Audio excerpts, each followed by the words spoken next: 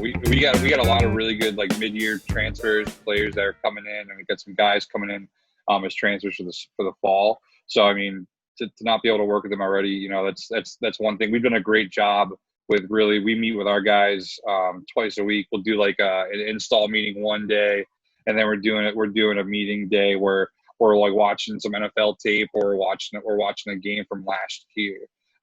Just trying to teach them football, football acumen. Coach Sweeney's biggest thing, and I'm 100% with him, is, offensive lineman, you got to be cerebral. You can't just know your position. All right, I'm the left tackle. I know when it's power to the left, I got a deuce block. That's, you guys know it. You guys played a really good program. If you're a good football player, you know what all five guys are doing up front. And if you're really invested, you're gonna know, where the running backs fitting in, where the quarterback's looking, that type of stuff. So, no, I'm excited to make it really cerebral with the guys and continue what we've done, through Zoom and everything like that. But that's the biggest thing, and just getting to meet with these guys and really see what they retained over the last couple months. Yeah, and kind of moving forward with what you're saying is, you're a guy who's been pretty much just about all over the place from what we've seen. Yeah, we've noticed you've been bouncing around to a few different places, kind of picking up culture here and there. But I can imagine that there's certain qualities that you look for as a coach, in football players, in linemen. What is the most consistent qualities you'd say that you look for in high school recruits when trying to get them to take that next step and play at the college level for you? Biggest thing to me, I think size is overrated. Yeah. I've coached some kids that are 5'11", 5'10", and they were road graders. Especially the Division III level, man. I mean, the last 2 years of RPI, I had two freshmen, one was 5'11" and one was 6'1", and they started every game for us the last 2 years. I've been in places. We had a really good center at AIC in 2017. And that kid was just a mauler. He wasn't the most gifted. He wasn't the most athletic, but he took that with a chip on his shoulder that, he was undersized and playing center, and he went with it. My biggest thing when I look on film is, are you physical? Are you taking steps forward? You see a lot of guys false step. You see a lot of guys kind of pop right up.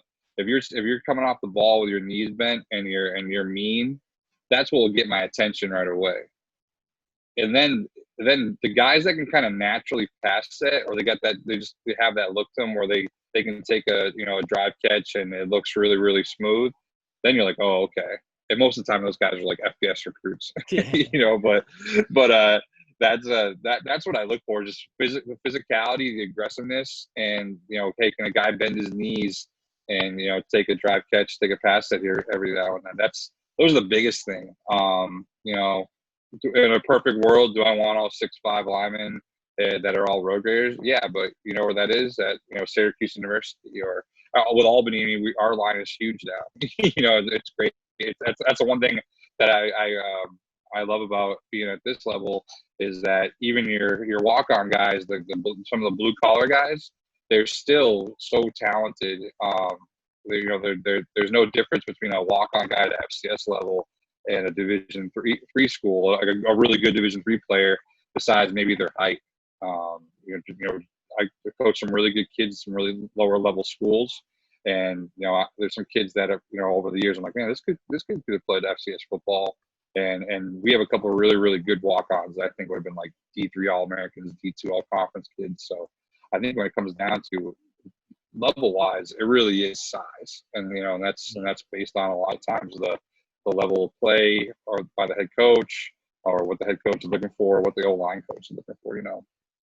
Absolutely, yeah, for sure. And one of the great things about that is you can't blame anybody for that. Like, there's certain things you could blame people for. You could say, you could get on them a little bit, but if you see a guy who's undersized and they're working harder than anyone else, I mean, as a coach, that you got to be jumping for joy for that, which is great. So I agree with you 100%. If I had to pick a quality every day of the week, it's going to be a intangible, mental, or kind of the approach to the game, not the physical stature. Obviously, at some levels, it's different, but I agree with you 100%. Oh, without a doubt. And I'll say this too now as I'm getting older. I ask guys, do you like being an O-lineman? Because, I mean, it's the last position. I want to play tight end.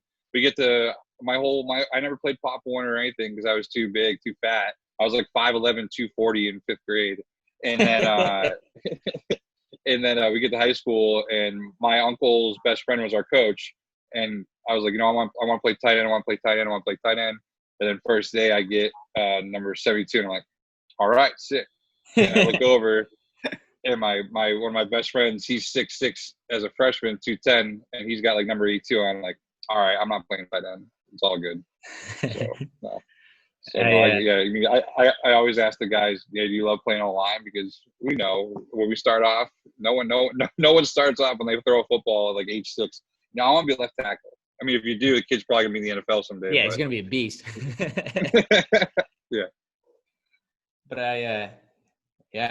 I mean, I came in as a tight end to Springfield. That obviously didn't last. I got 74 hanging there, so same page. Right. And Tanner wanted to play pretend for a little bit, like he was a tight end, and that didn't happen either. So if you can't play tight end at Springfield, you're definitely not playing tight end anywhere else. So I know you guys are an extra lineman, anyways. Yeah, that's it. Extra blocker. We on trying to stay on the topic of looking for qualities in guys, recruiting wise, with everything going on, being quarantined. I know that the summer camps, the camps is a huge way to make contact with recruits, keep that connection going, see guys. I know that as you as a college coach, you are you've worked at a number of really elite camps. That's how you get out there and can see that talent. How has, in your mind, recruiting been adjusted in a lot of ways because of all the new policies, all the new regulations that have been kind of put into place? I think the best thing that has happened is all the kids that decide to make their own virtual combine. They take a picture of their height in the doorway. They're taking the video of them on the scale. They're doing drills, that type of stuff. Because it shows you, hey, is a kid athletic or is he not? Can the kid bend or can he not? I mean, that's what, and like you said, right now with no camps, I mean, a lot of kids' recruitment changed. I mean, there's some kids, I know, especially at the FBS level, that they had offers contingent off their camp. And now, schools will tell a kid, hey, your offer is contingent off your first 3 games. What if that kid doesn't have 3 games this year? You know? So I think the biggest thing is, guys, like for us at Albany, we're doing a great job just meeting kids online, meeting their folks, just trying to make the process as close to, what it normally is as possible. I mean, obviously not being able to evaluate the guys in person and size them up in person is huge. But no, the biggest thing that I think that's positive has come out of this is the guys making those virtual, combines essentially.